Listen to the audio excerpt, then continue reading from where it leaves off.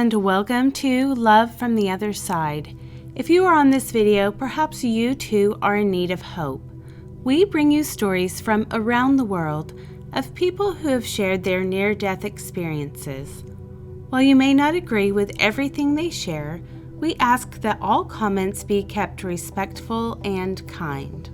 Today we bring you an experience from Carmel Bell. She is a medical intuitive who has died a mind-boggling 4 times. However, she has returned here to help people with their life. She has been working professionally as a medical intuitive for more than 30 years. This is her first near-death experience. I will talk about my first experience of an NDE at 4 years of age.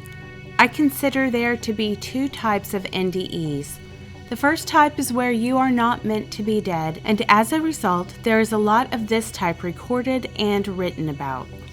Type 2 is where you are meant to be dead and you have asked to come back for your own reasons. They come across as very different experiences. I have had both types. Type 1 at 4 years old and Type 2 at 47. I am alive because I insisted.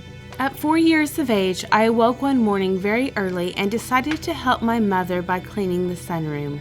It was very cold, so I was dressed in a winter nightgown and I turned on the little bar radiator in the sunroom to keep warm. I also had a scarf tied around my head to keep my hair out of my eyes. I bent over the radiator to dust the table, and as I did, my nightgown swung into it. The nightgown caught fire very rapidly, burning up my body. I did not notice the fire for a few moments, but when I did, I started to run in panic. It was about 5:30 in the morning of a very cold winter. I thought that I was screaming, but I was not apparently. For some reason, my father woke up.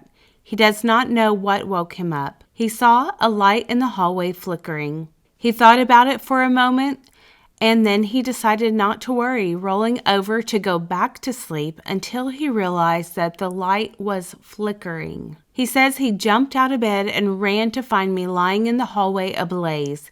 He began to beat the flames out with his hands, screaming for my mother to come for help. Once I felt my father helping me, I died. I remember suddenly being surrounded by this intense light. It felt like a tunnel, but all I could see was light almost so bright that I could not keep my eyes open. I felt or heard a rumbling noise, and I walked towards that noise. Suddenly, I was in a place that had a palm tree to the left of me, and in front of me were these gates that were about 50 feet wide and about 12 feet tall. These gates were silver and were made up with images of all the animals on earth and all the plants. They were alive and moving around together. These gates are still the most beautiful thing I have ever seen. There was a man waiting by a tree, not speaking, just watching me, and waiting for me to notice him.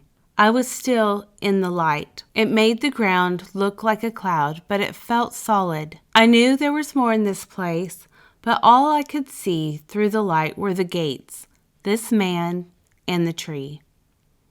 I walked up to the man and said, "Hello?" My voice echoed.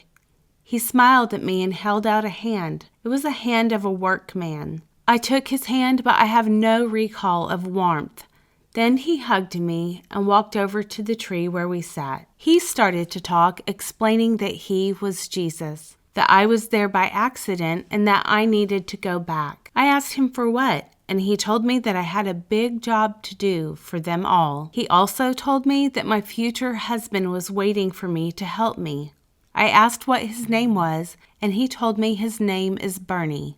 Then together we walked back to my home, and Jesus waited while I stepped back into my body.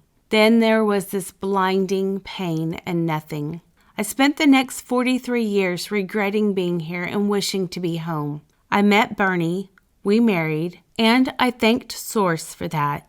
He is truly a reward and a soulmate, which was confirmed when I died the second time. February 15, 2009, 3:15 a.m. I awoke for no known reason and lay still for a few seconds, wondering what was wrong. As I reorientated myself and sat up, I realized straight away that something was wrong. Although it was the middle of the night and dark, I could see perfectly well. The first thing I noticed was that I was looking at my body. The second thing I noticed is that it was as if I was staring at someone else's body. I had no real feelings towards it, which now I think is strange. I kept looking for the tunnel, but none happened. I decided then that I did not want to be dead, so I mustered my energy together as hard as I could, and I shook my husband, yelling at him to wake up and help me. He did, but instead of helping me, he went to the toilet, figuring that this is what woke him up, a busting bladder. I sat back and waited for him, conscious that every second made me deader. Bernie came back into the room and climbed into bed. He snuggled up to my body and realized almost straight away that I was not breathing. He turned on the light. I watched his face register shock, horror, and grief, and then I knew that I was in good hands.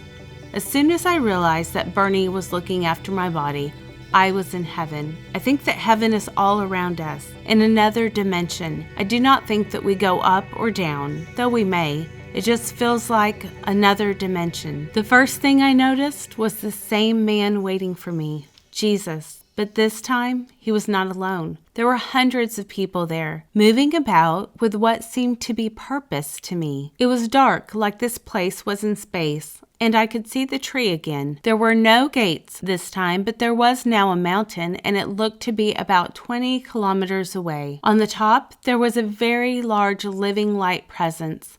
I knew that this was God or Source. There were angels there as well. The easiest way to differentiate them is that they had different energy, like they were lit from within and were not quite connected to us, but were benevolent to us.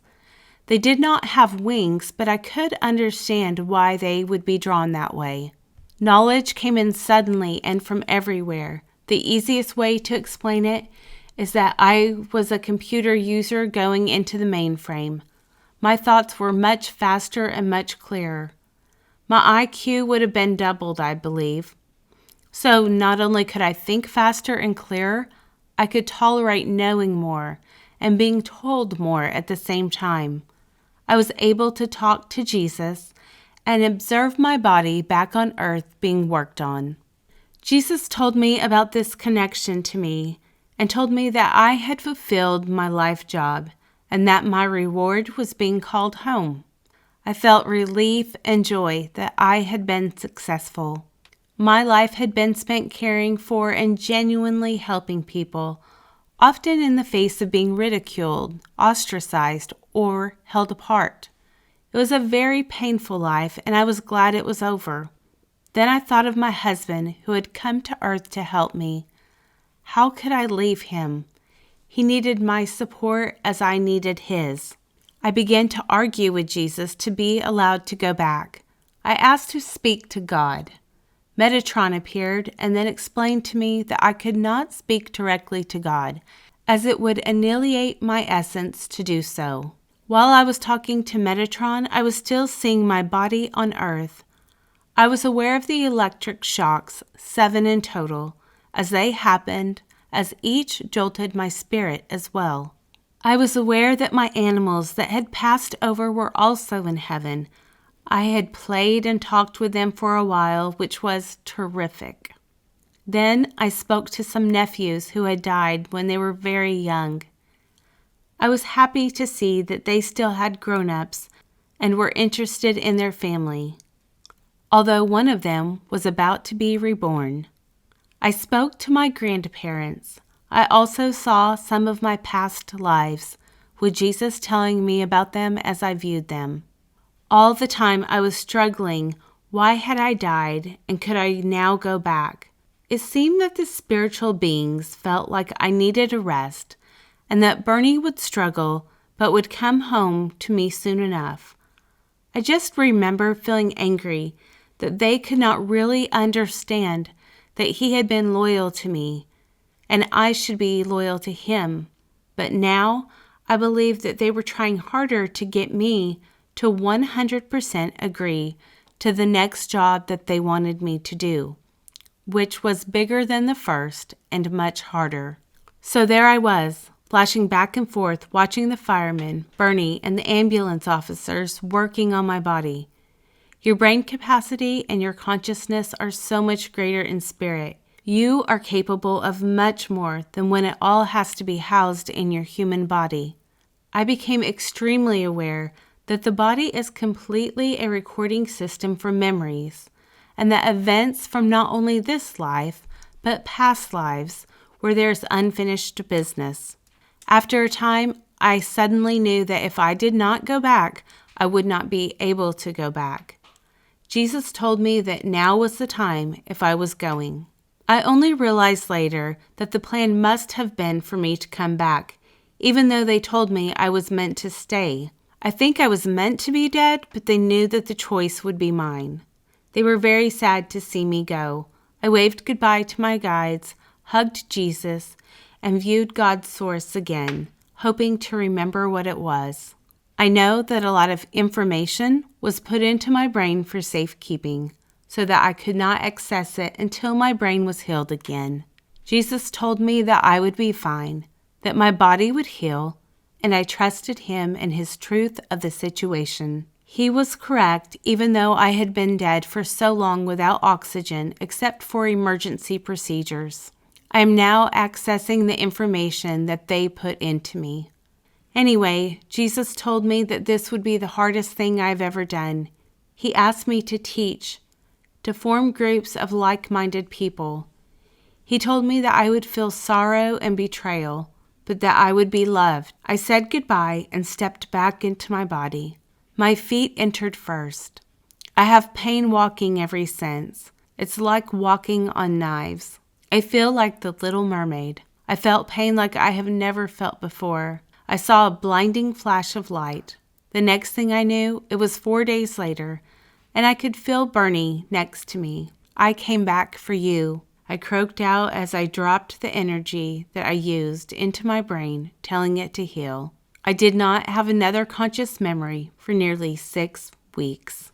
Well, friends, that is our experience for today. Carmel does answer a brief question and answer after sharing this experience, and I will link that in the description section of this video. She is also the author of a book, which you can find linked below. Thank you again for spending your time with us, and if you have not done so yet, I'd like to invite you to be the newest subscriber to Love from the Other Side. And if you hit that bell icon, that will let you know when we upload new content. Until next time, God bless.